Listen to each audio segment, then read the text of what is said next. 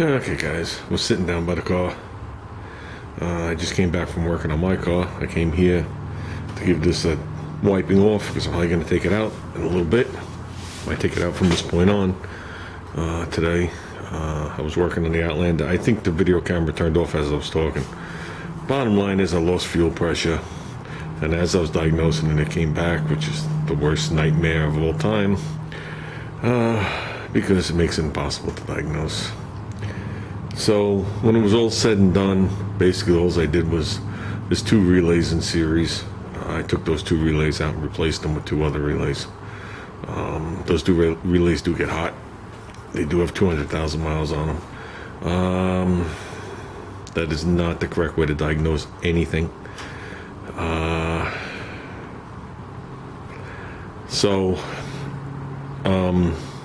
The car is not diagnosed. In my eyes, the car is not repaired. If it was repaired, it would be just a miracle that it was repaired. It'd be the dartboard toss. So, by no means am I happy, am I satisfied. I'm probably going to go buy a car tomorrow. That's what the talk was last night. I'm done. I was going to wait till everything died down, and I'm just going to go buy a car, be done with it. One less thing in my life I got to think about. I was watching Tom Noble last night. Later in the night, I missed the live thing because I was stuck working on my car in a parking lot. I'm glad he got somebody with some knowledge to help him out with the paint. And I'm glad I was, close enough on that I wasn't steering him wrong, or would have steered him wrong, or steered anybody else who watched that video wrong. That's the best way of wording it. I know the guy had spoke to him about doing the stripes. There are 2 ways of doing stripes. There's the way he did it, where, say I'm going to mask off just a stripe down the center of this car. I mask off the hood, I blow in, say, the white that he's using, I blow in the white.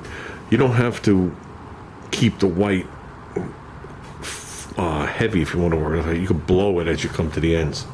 You don't want to blow it so bad that it's rough, but you can blow it. So if the stripe's going to end here, you could start blowing it out here. You don't have to, have full 2-3 coats right to the edge. But usually you do that when you're going to mask it right off. You give the X amount of time. You're going to mask it right off within that day or within the 24-hour period, and then you shoot the color and continue on. The way he was told to do it, he was told to paint the nose, let the car sit a couple of weeks, then mask off the stripes and re-clear it. That's a safer way to do it. My only suggestion is I know he's doing the hood and that front piece. I don't know what you call that. I guess that's an upper valance. AMCs don't have that piece. I don't know if he's doing the cowl again. I had missed that through the whole process. If he isn't, I would suggest doing it, because this is just a thing to throw out there. If I do the hood white, then I mask it off and I put the blue over it. The white is technically under the blue, so it dips down, even though it's minute. If I do it the other way, the white will be raised up. And my fear is, even though you're going to sand it, I don't know if you can have enough clear on it to sand the line totally off. That would probably take like 5 coats. If that's done the opposite way, you might see a difference when you look at the hood to there. Okay, because if the white is here and the blue comes over it, okay, as you're spraying the clear, you're filling a trough with clear. You're still going to get that raised edge, of course, but the other way around, the white is a raised area and the blue is a low area, and when it'll be completely opposite to the other one. And it might only take the right light to see it, but I think you will notice the difference, without a doubt. One other thing, Junior's call, when I shot Junior's call, okay, if anybody remembers, I know it's been close to 2 years, I can't believe that. It's better than a year and a half, better than probably a year and 8 months now. When I shot Junior's car, I did half. I masked off the roof down 2 of the ribs, which was about, 6 or 8 inches past where I wanted to bring the white. And I did a hard line. right on top of, I guess that was high build at the time. Okay, we let that sit for a while. Then I went in there and I did it as if I was doing a repair to this fender or this hood right here. I feathered it out. And when I feathered it out, I feathered out the clear, the base coat, any kind of high build into the high build or whatever it was. And I feathered it and you saw the layers. So technically, the section underneath the clear, I don't know what that is, should have lifted. But the reason it didn't lift is because I activated that base coat for that reason. That was the main reason of activating the base coat on that car. Because when I would have went back over it, I would have had problems. Then what I did is I went to the point where I had to be. So say this is where the line was originally, and I feathered this all out. Okay? Then I went to where I had to be, and I laid down a coat, I think 2 of epoxy to lock it down. Now I knew I kept them light. I knew that would add height to the white, and that's why I was nervous. I wasn't nervous about it having an issue, but also that prevented me from anything I sprayed after that from attacking it.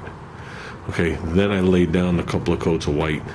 Then the car got demasked. Meanwhile, the rest of the car that was all ready to be shot was masked off, but it was already wet sanded. And then I did a complete re-clear of the roof, the 2 A-pillars, the 2 quarter panels, and the whole back of the car. So technically those quarter panels and the back of the car have approximately 6 coats of clear on them. I don't notice a difference between the quarter panel and the door.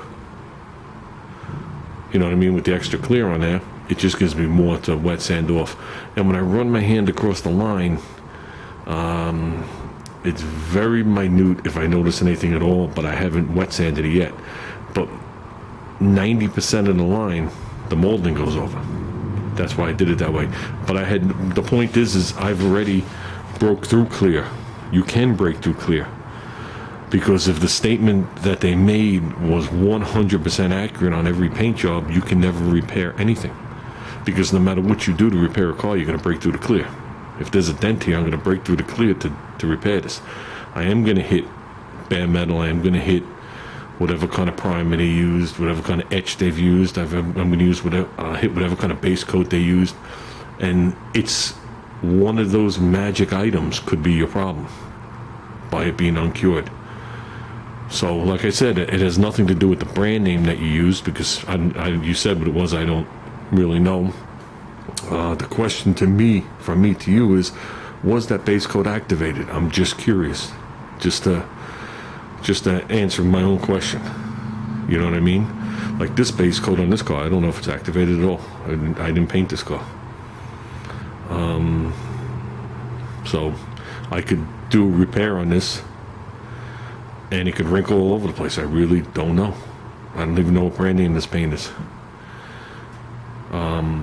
So that's really the question, because you should be able to feather out any kind of repair. And like he says, you come in very light with something and stick with a reducer that's going to flash off pretty quick, because it doesn't leave time to later. Like if I pour brake fluid on this hood, it's going to do no damage. But if I leave it there for a day or two, it'll damage the paint. It's the same principle. You get that reducer on, you get it off, get it evaporated out before it has time to sink in. Like I said, I'm glad there was somebody there to help you. And I think it'll all work out fine. The way you're going to spray it now is the safer way of all the ways. The other way is more of a way of the shop does it, because the shop just does it in emotion. So, but most cars, when they go multiple color, say I'm going to put a stripe down the side of this car, I'll shoot the stripe on first and just blow it up and down. So the stripe might be as wide as that marker, but it'll be, say, black up to here, all faded away, and black down to here, all faded away. And then as I'm working on the car, I mask everything off, or I mask off the stripe as I'm getting ready to paint the car. Then when it comes time to clear coat, I take that tape away, and then I just do it all in one motion and lock it all down. And hopefully, you get a crisp line. But that's the way they do it, and that's the reason they do it that way. For them to shoot a whole car, then mask it off to put a stripe on is almost like counterproductive. That's one of the reasons they don't do it that way. And I think by doing it this way, I think there's less chances of there being a height difference. So, okay, guys. I'm just relaxing.